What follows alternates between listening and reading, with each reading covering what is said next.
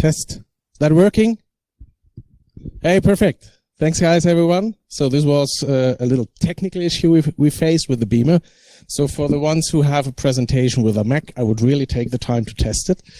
It was very interesting to have the talk before, the keynote, about the Battalion 42. I did not choose that, but actually that is deep thought. That's the computer who gave the answer to the universe, life, and everything.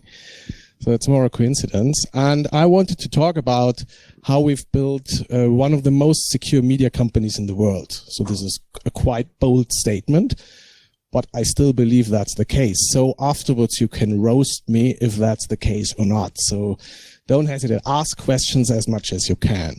My name is Andreas Schneider. I'm the Group CISO of TX Group. So for all of that in the room, who doesn't know TX Group?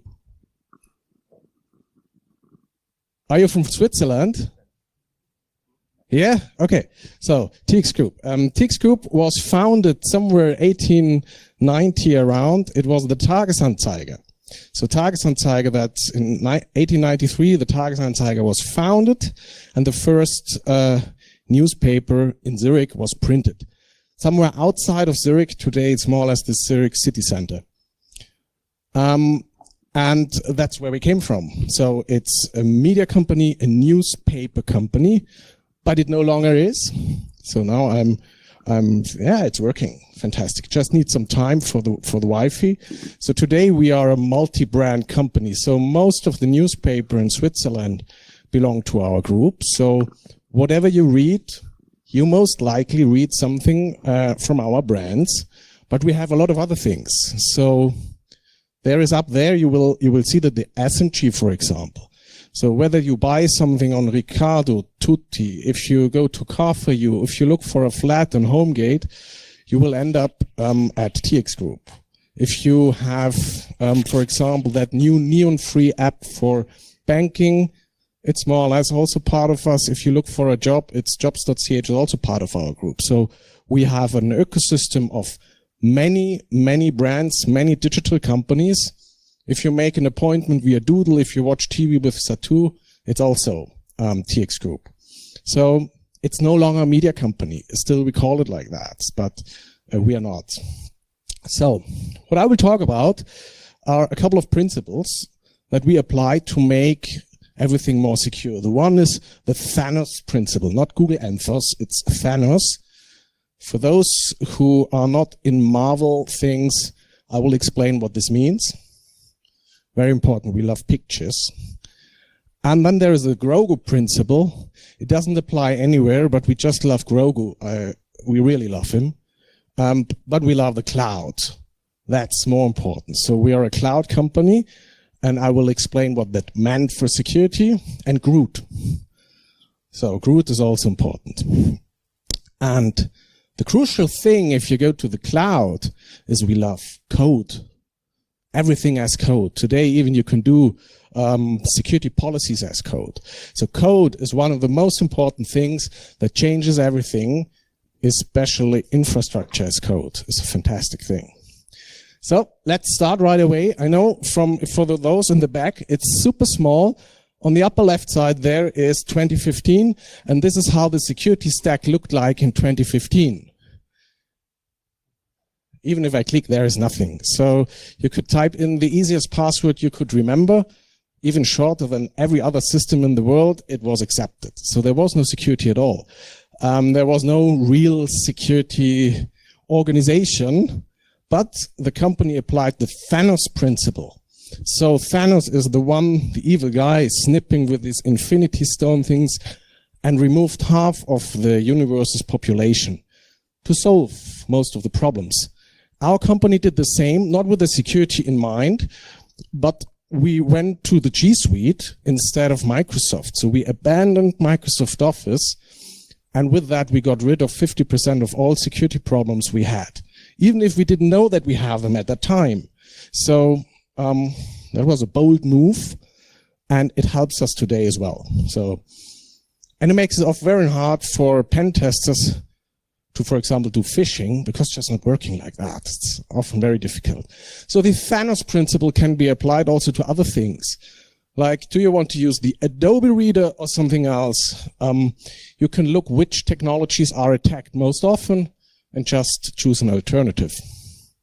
Sorry, Microsoft. Even if you do good products, it helped us a lot. Well, that's it from 2015. Let's move on to 2016. Even without security and 50% less of the problems, well, it was just a matter of time that something would happen. So this was a famous incident at 20 minutes that kickstarted security and kickstarted more or less my career at TX Group. So this was the time of malvertisement.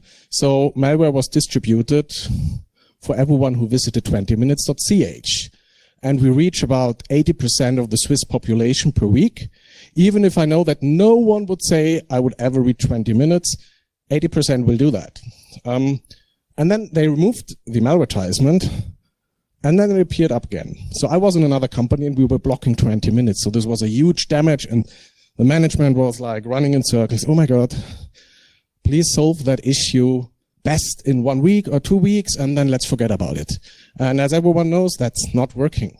So, but it's more or less kickstarting security, and that was fantastic because our management had to learn, no, there is no way you can solve such an issue if you can type 1, 2, 3, 4, 5, 6 as a password and have no security at all. So there has been done a big audit.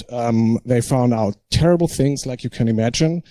And they followed the advice that we have to set up security correctly.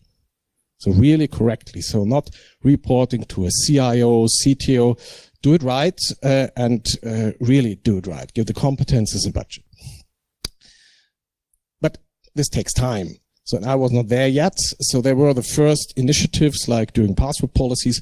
But the next year, 2017, I had to put Grogu somewhere, but it was the year of the cloud where our company decided to go cloud first. And something that we did always quite well is if we decided to go somewhere, it's like rushing into that direction. It's really insane pace. So we went to the cloud first. And this is just an example how the front ends of Tagesanzeiger, so all paid media, or 20 minutes on a high level look like. So it's on Kubernetes with auto scaling, CloudFront, and AWS Waffenfront. So this is usually how many things are built in our company. And underneath you see that you have all the comparable how many CI/CD pipelines look like, but we have everything as code. And this is a big thing because in an old world, there were many manual tasks. Tasks, if you have infrastructure as code, are pull requests. And you can check that. So you have to formalize every change you do. Even if you try that in an on-premise environment, the cloud, if you do infrastructure as code, it forces you to do that. So there was no security there. But as we rebuild everything, it was immediately much more secure. So the move to the cloud, rebuilding in the cloud, made everything more secure without having security in there. And I said, we love infrastructure as code because you can do a lot of things. You can scan that like every code and can find flaws in there, and you can automate things.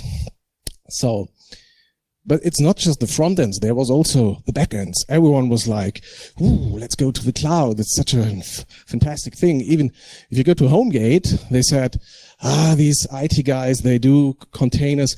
We will go serverless completely. So they are running actually really only on Lambda functions. It's only functions, only serverless. That's fantastic. And then there was cloud like everywhere. Everyone was doing cloud, moving everything. So on-premise data center, forget that old stuff. Everyone was on AWS except Ricardo. They went for Google because they are different. So, and this represents like technical teams. We have like so many different environments that look completely different, but everything is as code. So let's move on. Next year was the year of where we really kickstarted security. The first one is the TX editorial cloud. It's again not security, but we moved our CMS for producing real newspaper to the cloud. So we were one of the first that really did that. So everyone can work with its AWS AppStream in the cloud just with a browser. So this was almost revolutionary, I would say. Then we moved to ZenEdge as a DDoS protection system. Doesn't exist anymore. It's still called ZenEdge, but it was a product of Dyn, a fantastic product. And as we moved away from Microsoft, we had to find a new IDP, so we went for Okta. And I know there was a breach, so you can ask me later about that breach. I'm happy to answer that. And we introduced our SOC as a managed service. We were too small to do that by our own. So we partnered with Kudelski Security to do that, and I was hired. So it's actually me. I already didn't have any hair. So I have 2 small kids, so sorry for that. And when I joined, my boss said, hey, do the right things. We fully trust you. Do it right. What you think is the best, we fully trust you. You have the money, the competences, executed what you think is the best for the company, and do not look for compliance. I said, okay, I'll do that. So I tried to focus on detect and response, removing boundaries, resilience and agile. So, and I'll explain what this means. Our SOC looked like that. We had a logarithm CM on-premise as a cloud company. Then we feeded it with all the log sources we had. You see also AWS, Okta, EDR down there. And we did vulnerability scanning. And in the end, we had a SOC team that was doing all the triage and all the work. And this was fantastic because it helped us really improving and getting to a much higher maturity. So let's move to the next year. And our company is, like I said, we are really quick in deciding and removing things. So we decided to remove SAP. So we looked at cloud only and cloud first. We looked at SAP SAP HANA for our HR and finance system. And we went as one of the first or the first customer in Switzerland to Workday, a SaaS product with all the problems that come with that. But we had that bold move again. So I could forget about attacks against SAP that just no one understands with that language. So no longer our problem. The next thing that we did, we partnered with Cybereason, that's an EDR vendor, and introduced that everywhere. In my experience in the past, I worked with Sysmon, Splunk, and we tried to rebuild that. But sometimes it's much easier and quicker if you want to have pace to just take what is there. And we have the constraints that we have printing centers. So who has a Coop Supercard? One. I don't believe that. Everyone has that crappy newspaper that you get weekly and you don't know how to get rid of that. But this is also printed in our printing centers. The NZZ set, our competitor, is printed in our printing center, the Blick, everything. And a printing center consists of state-of-the-art technology like Windows XP and these kind of operating systems. And so we had to find an EDR that's also running on Windows XP. So it's not that easy to find that. We also introduced LastPass. I don't like the product very much, but it has a good feature that we can SSO, because passwords are a problem of the whole internet. And if you then explain people, now you have next to your password a super master password, you have to find a super random key, so this won't work. So we have chosen LastPass because we can use Okta as SSO for the master key. So this was really helpful. We introduced Digital Shadows as a darknet monitoring, and the colleagues here from SCRT that did a lot of audits and found a lot of fantastic things, I have to say. So one thing is when we introduced the EDR, we also did the audits, and here, Sergio, you see that maybe it's not you in person, but we got you. So during the audit, we found that you try to do some injection with Metapredator and so on. So we detected things very early, and this was really fantastic. Honestly, if you don't have MS Office anymore, you don't find that many things because it's just disappearing. But we still have that, like this one. We have finance people who have to work with Excel for some strange reasons. So we still have Office installations. And this is from last year. That's the Hive group. that visited us and tried to somehow do something. So we found it, isolated the machine. The guy called us, hey, somehow something is not working anymore. Yeah, we isolated your machine and we solved it very quickly. So EDR helps a lot and raises the bar for everything. And then 2019 was the year of the visions. So I knew from my past experience that Microsoft and Google are working in a zero trust architecture environment. So they have different approaches, and I just love Google. So I looked at their academic papers and technical white papers to be on call. Now they have a product today. But in 2019, this was no product. They just did it by themselves. And the idea is that you have your identity provider that checks the device context on access and your identity context. And it's no longer relevant where you are. So your geolocation, your network is no longer the decision maker. It's the identity provider, so it's Okta. And this, we came up with that idea. So, and thought, okay, if your client has EDR, then everything will be fine. But how do we do that? So this was the concept. And we tried to sell it with that picture. So we were Tamedia at that time. So we got rebranded. This is Franz Böge, our CIO.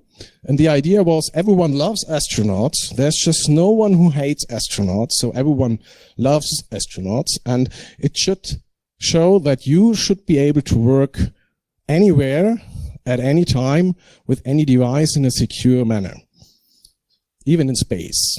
So we thought it's a nice picture. So, and actually people understood it. That's the only thing. It's just internal marketing.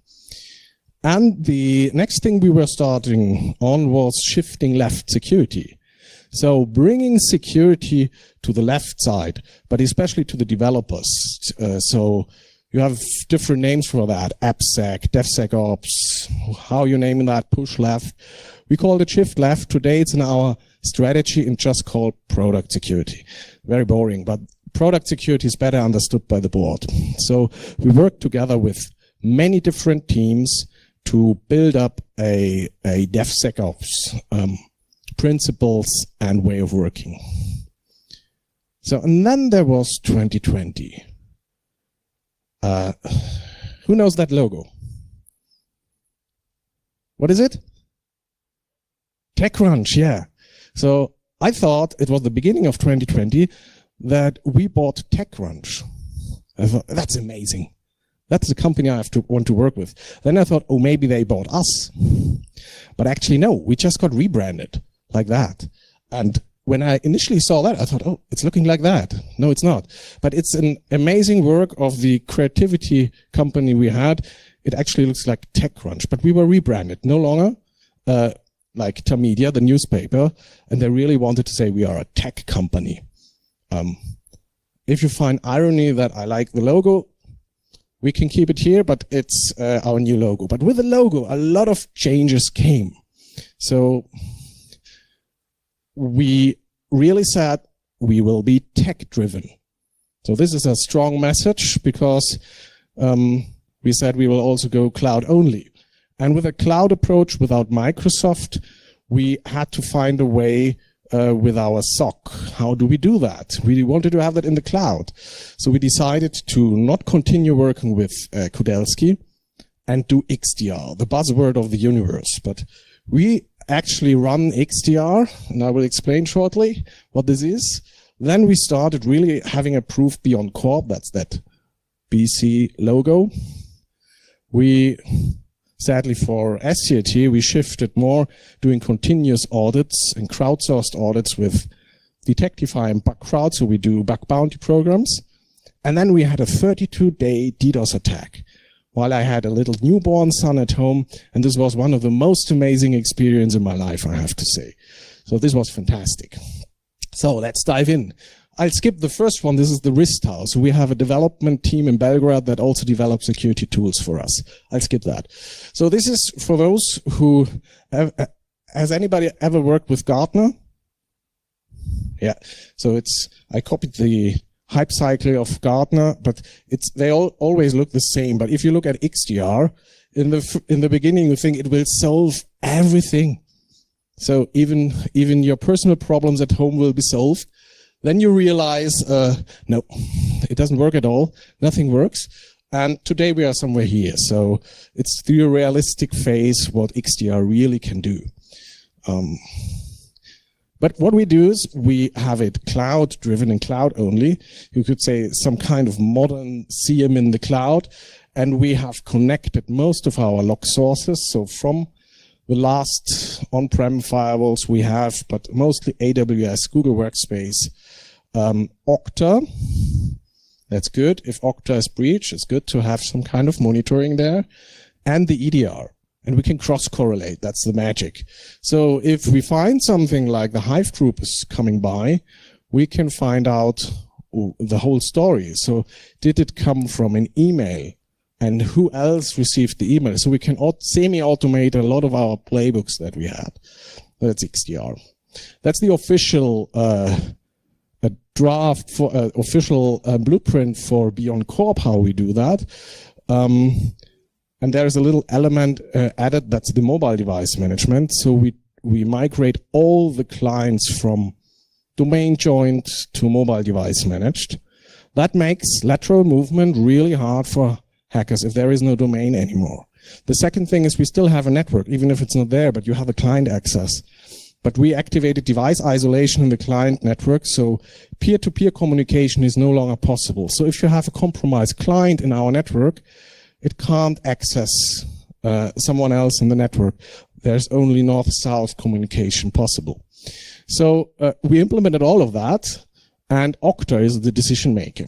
And it's no longer the SOC, it's the cyber reason XDR, more or less, that is our SOC that is collecting all the log files. Actually, our board of directors understood that picture. So I was happy, so that's why we continue with using that. And if you go to our portal and order a new computer, like the one that did not work, so my Mac did not work, sadly, here, but you get that MacBook Air Beyond Corp. And it's the cheapest device that we have, cheaper than a Windows computer.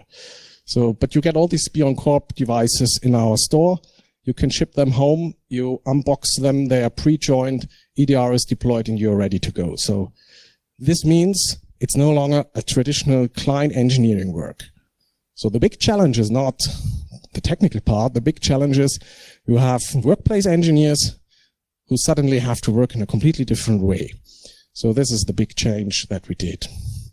And then we started our bug bounty programs. And until today, we paid out almost $300,000 for more than 250 vulnerabilities. And this is, I would say, for us, it's quite a lot. It always depends on the size of the company. But if we look how we do that, so we have several bug bounty programs. You see on the top side, we have private programs where we start with private access for limited amount of researchers. And we have two public programs from 20 minutes intermediate. So if you go to Tagesanzeiger, 20 minutes, Belong, whatever, it's all in the public programs, and the private ones some are quite huge, some are at the beginning. If you look how we do that, usually we start with a limited scope. Then we ask SCRT to do an audit. And then we immediately onboard them to our bug bounty programs. So meaning that we make, with the same scoping, we start with the continuous scanning that we do with Detectify. We connect it with our bug bounty program.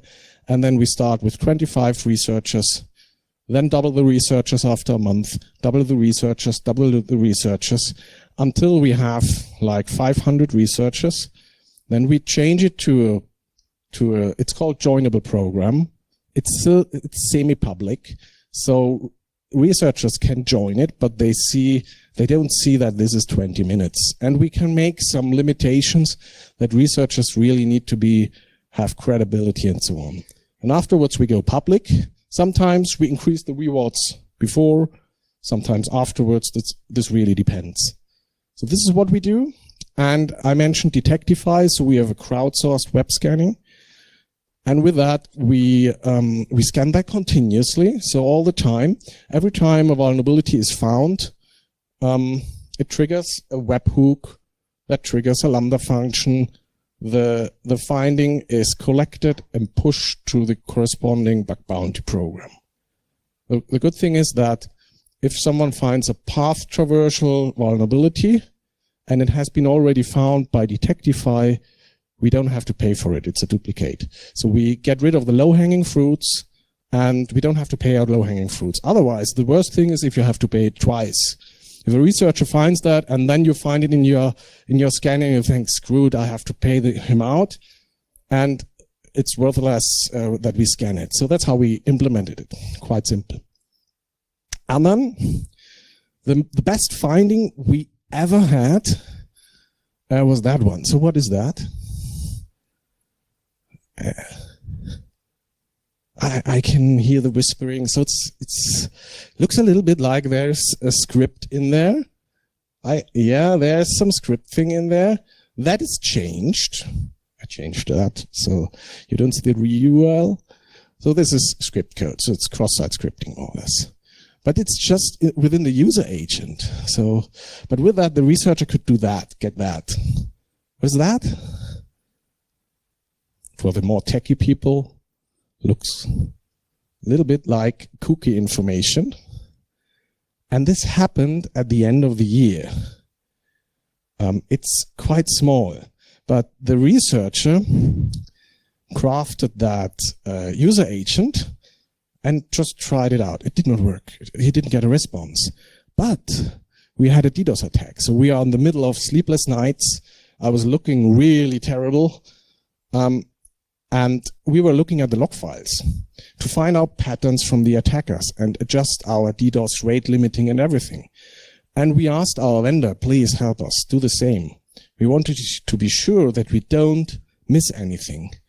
And the log file module in the WAF had that cross-site scripting vulnerability. So if you were looking at the user agents, it triggered the cross-site scripting vulnerability. And the researcher gained access as partner admin. So it's not just us affected, but all customers from him. And I thought, oh my goodness, this is so bad. So I hope that no one else will find it. So this was the worst thing we found. Actually, it's out of scope, but we accepted it. We were happy to accept that. So let's move to the next year. Rest in peace, Sanesh. So we decided to look for another DDoS solution. So even if they were working on that, but we thought, nah, let's look for something else. Honestly, they were bought by Oracle. That's also one of the reasons. And Digital Shadows. The next thing we also said, no, it's not that good. So we introduced 3 new tools in 2021. Secure Code Warrior. We did code training before with our developers. But we have like 400 developers. We were doing in-house training.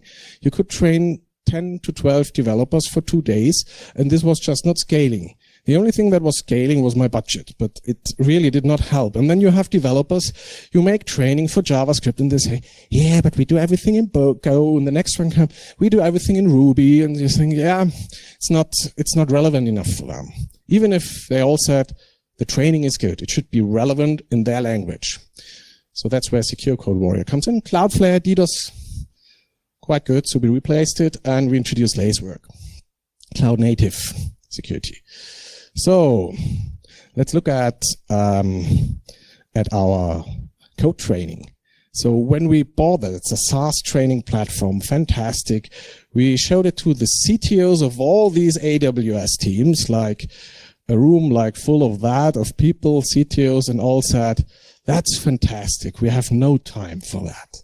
Honestly, we have everything, but no time. So you can introduce that like in 9 months or 10 months. And I thought, this is shit.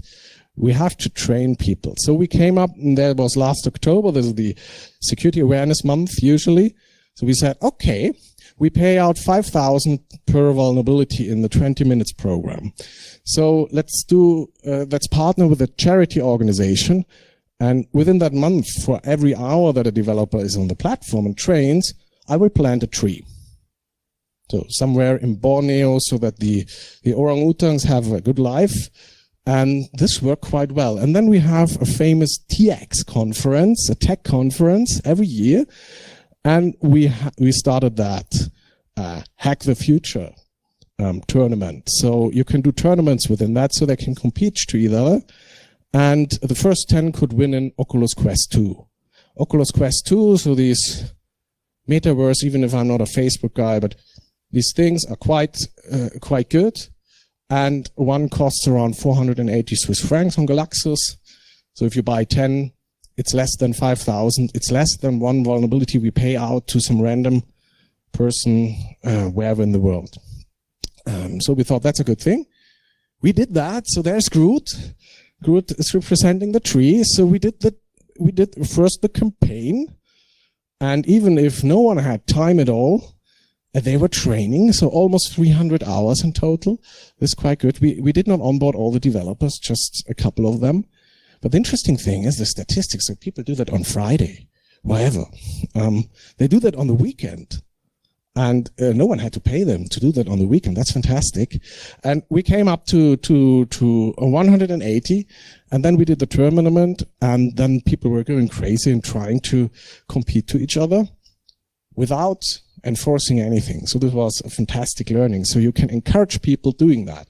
And I would love to continue doing things like that. Do it for good. So as a company, do some charity. People really care about the planet and they learn something. What no one realized is that we took the real findings from our bug bounty programs. We came back and crafted courses. So they were trained on vulnerabilities we found in the bug bounty programs. So the one who's doing Golang trained for the findings we had on their platforms in Golang, the other in every other language. We could even do COBOL. I'm more a scripter, I'm more the Bash guy, but I also did that in Bash, the training. And then I posted it everywhere, please beat me. No one may be worse than me. Everyone beat me. So that's a good thing. The next thing that we introduced was Lacework. So our XDR is missing the Kubernetes layer. And we looked at a couple of solutions and all were not that good. So we decided to partner with a couple of companies, but Lacework is the one that looked most promising. So you have an easy onboarding. It's a cloud native tool. It's not from a traditional security vendor. So with that, you just collect with agents with access to CloudTrail and the resource. You collect all the data. It's running through some kind of behavior-based machine learning. If a new event pops up, the first time you get an alert, it's cross-correlated with some kind of threat intelligence. And if you are okay with the alert, it will never show up again. So after some noise in the beginning, it drops down and you get only a few alerts per week. And then if someone really tries to get in, it is throwing a lot of alerts. So you see that immediately. So this is, for example, from one container, a Python yum running. I'm not sure if it with root privileges, I guess. So this is how such an alert looks like. So you get really deep insights. It's a little bit like in EDR, but it is not in EDR. It's different. And what they also provide is IAC scanning. So we do SAST scanning for like our products that we have. So everything that is written in JavaScript, we do SAST scanning, but we have Terraform as the code for our infrastructure.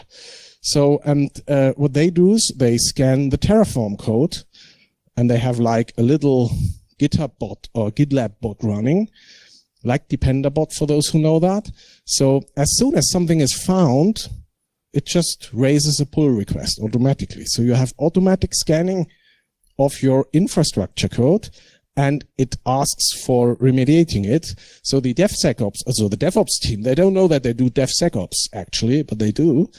They get the pull requests to remediate the issues.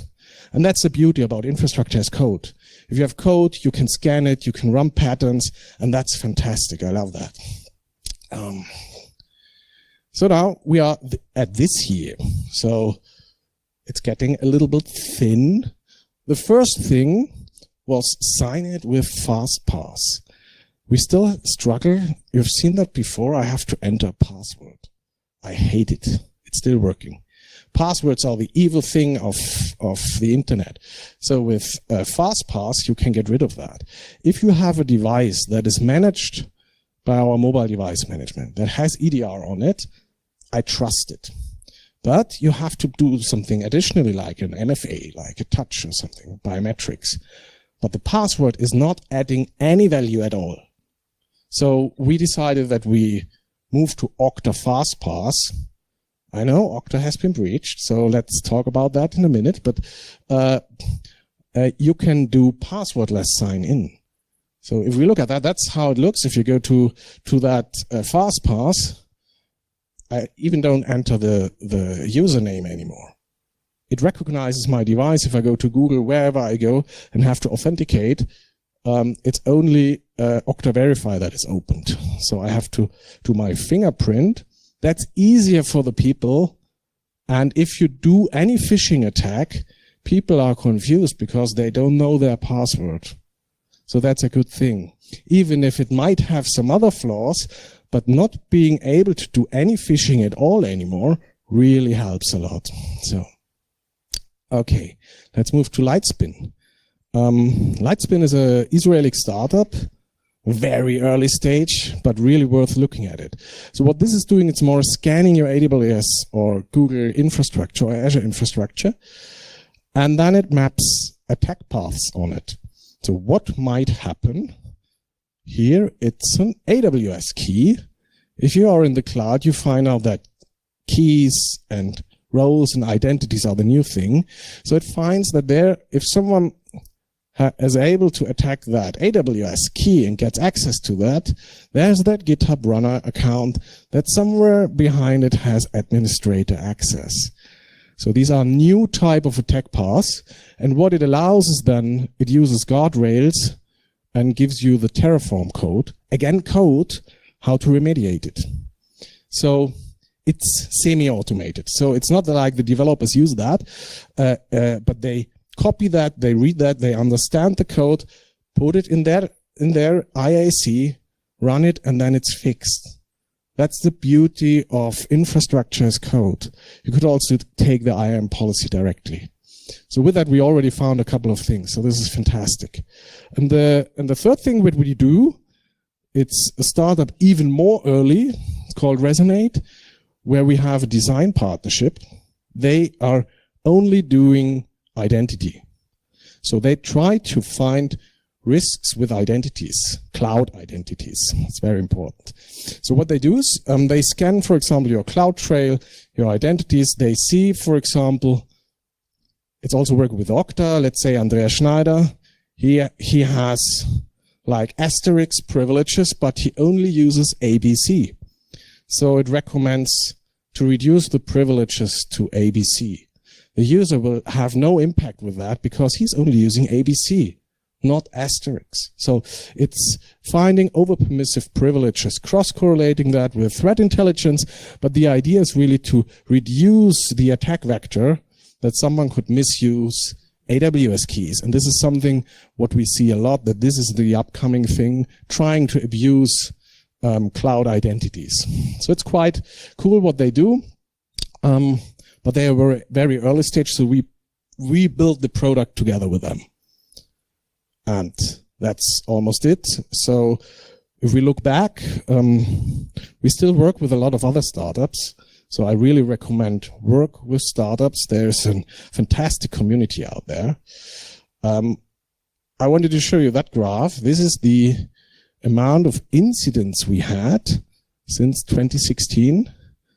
Where we had to manually take care of, like run a manual playbook, hire SCRT to help us out of the problem, or other security companies. We work with a couple of them. And you see that it's going up until 2019. And we introduced a lot of things already in 2019, but it takes time to see the effect of that. But you see, since 2019, end of 2019 and 2020, it's really going down. So it's like Google always advertises things like 10x. It's 10x going down. It's really, we have less than 10% of the incidents than we had in the past. So we had like every day we had an incident we had to take care of. Now it's getting very quiet. We have like 2 or 3. So this month we had 1. That's the Okta one, but it's not something where we can really do a lot about it, but it's an incident that we have. So it's really going down. And you see, the pandemic didn't change anything at all. So all my peers I talked to, oh my goodness, it's going like crazy, incidents going up. And I thought, no, it's not. I don't know why, but it was going down. But we are not finished with the zero trust architecture, but we had so many elements in place so that also Thanos, maybe it has to do with that, but we did not see the impact on that side. So that's something I wanted to really show. So important thing, my takeaway, and then you can roast me. You have to have trust. If your board, your manager, or whatever doesn't trust you, forget it.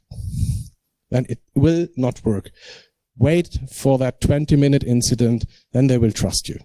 So take that, really misuse every incident to really place your security in there. Even if it's not a real incident, you have to be bold there to do security.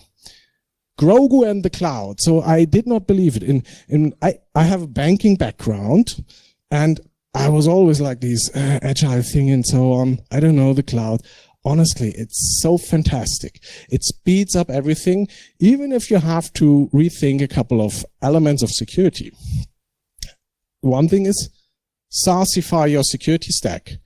So you don't have to rebuild everything by yourself. The beauty of SaaS is you can scale up, scale down. You can pick something if it's good. If you don't like it, throw it away.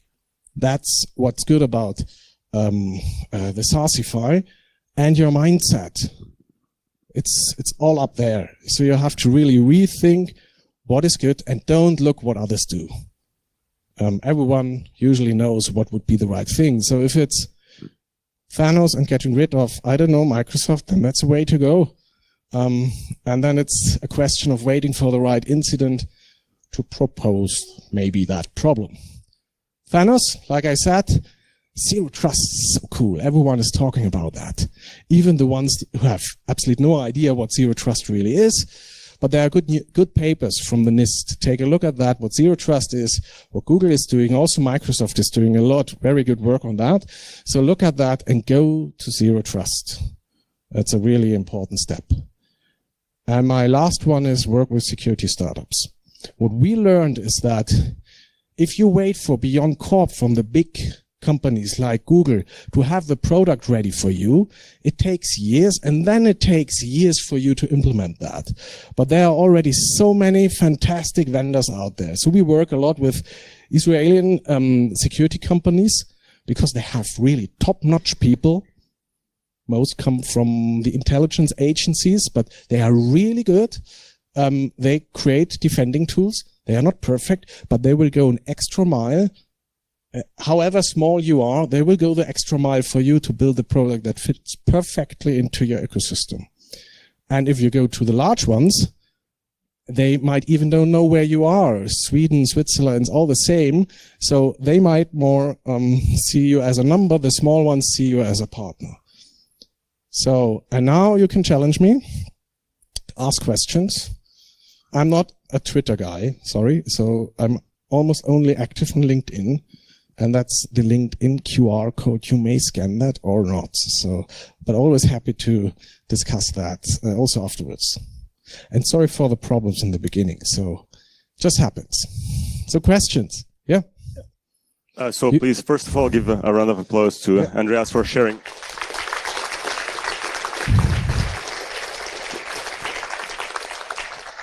Thanks for sharing this amazing journey with us. Yeah. And we are sorry for the problem. So you are not, you have nothing to do with it. Who was, There is a great documentary right now about the Googles and how they treat our data, where we have to be very careful of what we leave on the search engine because they are able to see or to know exactly who we are. And I'm surprised to see that in your situation, you run with the Googles and you give all the data to these big companies. How can you just have a such strategy, and we have to be careful about our security or our own data. Yeah, so we discussed that quite a lot. So shall we partner with Google? Google is one of the largest advertisement companies in the world, and they earn their money with advertisement. That's true. If you take, for example, Google Workspace Enterprise, they do not, so at least they claim they do not use the data for that. Maybe they do that.